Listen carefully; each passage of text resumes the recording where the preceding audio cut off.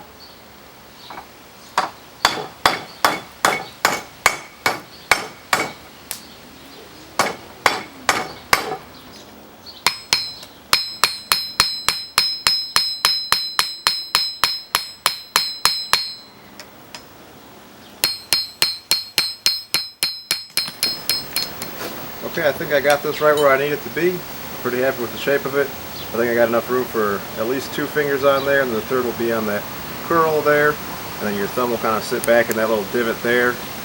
Fairly good taper going down from to the spine. You can see how much thicker the spine is compared to how thin the blade's going to be, and it's got a little bit of a cleaver style point, so I think this is going to be a neat little knife. I'm happy with the way this one looks, and so I've kind of learned that when I feel like, alright, I like the way this is looking, instead of going, well, maybe I'll tweak it here or tweak it there, that's when you kind of I found mess it up, and so what I like to do is just sort of quit while I'm ahead. So I'm going to call it good on forging this, and I've got some charcoal left over, and so we'll heat it up and anneal it, let it sit.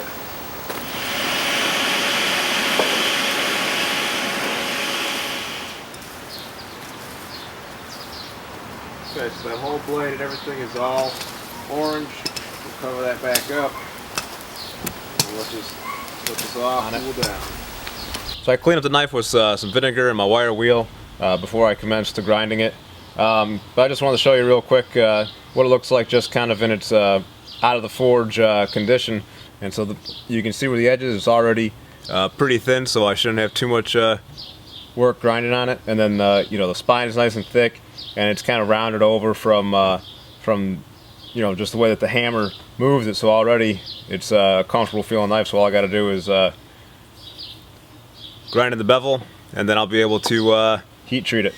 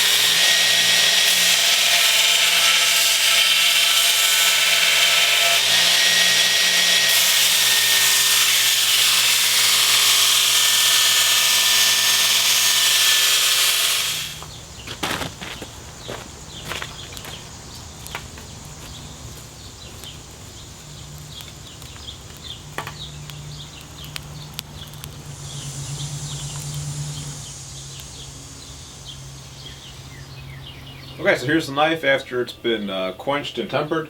So I still got that 80 grit belt on the grinder here, so I'm going to just start putting in the edge bevel. So that should only really go about halfway up the blade. The rest will be left kind of dark. Actually, I'm going to take this on the wire wheel and polish it up first, and then hit it on the grinder here. But as I'm grinding on here, I'm not going to be using gloves, so that way I can feel if this blade is getting hot. Because now that it's been heat treated, I don't want it to get overheated and then ruin the temper. So I'm actually going to get this on the wire wheel first, and then we'll get back to the grinder.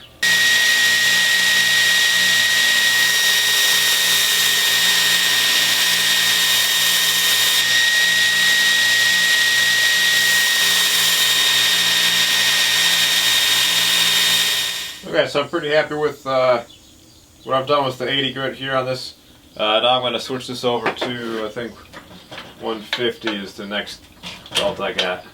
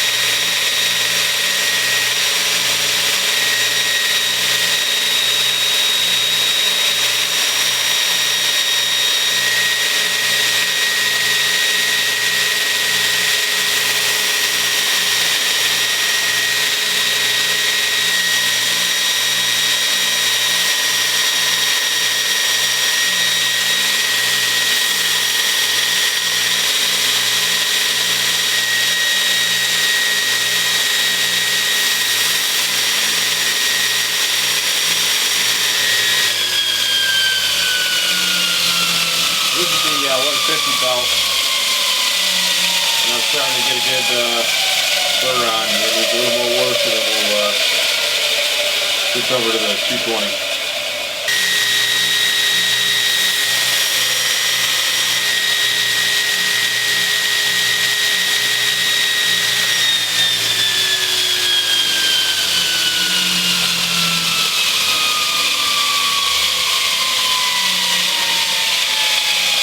Okay, so that was the 220 belt.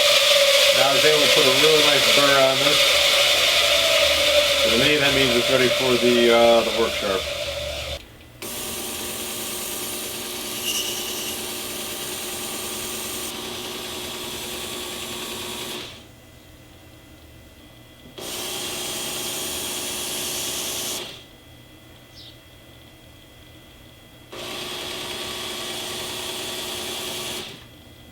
Alright, I got this thing freaking sharp now. Let's see if I can shave some hair with it.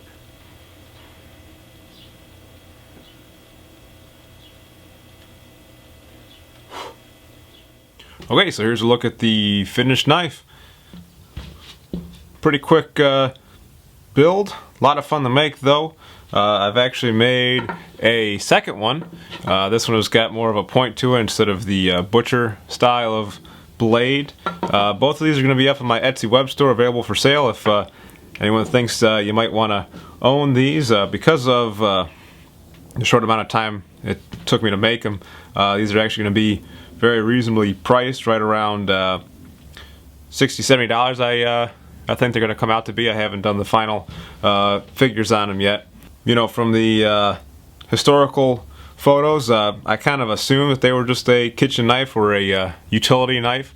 Kind of the reason that I figured that they'd be a good kitchen knife is because of this curve in the handle. When you're cutting stuff up, slicing, it actually keeps your knuckles off of the cutting board or table or whatever your work surface is. But you could use these for anything. You could use these for cutting out leather, any sort of utility tasks, really. Really happy with the way this turned out. And even though I can kind of only get the 2 fingers on there, and this third one is back here on the curve, it's not a uncomfortable grip. And I did some food preparation with it, and it worked just great. It's a fun knife. I'm gonna have to make some of these for myself. But again, if you think you might want to own one of these, check out my Etsy web store. I haven't seen anybody else making knives quite like this, and as I said in the beginning, with the photos I was showing you, you know, these are kind of a historic piece that not many people know about. Hopefully you guys enjoyed this little video. Thanks for watching, and until next time, be more Viking.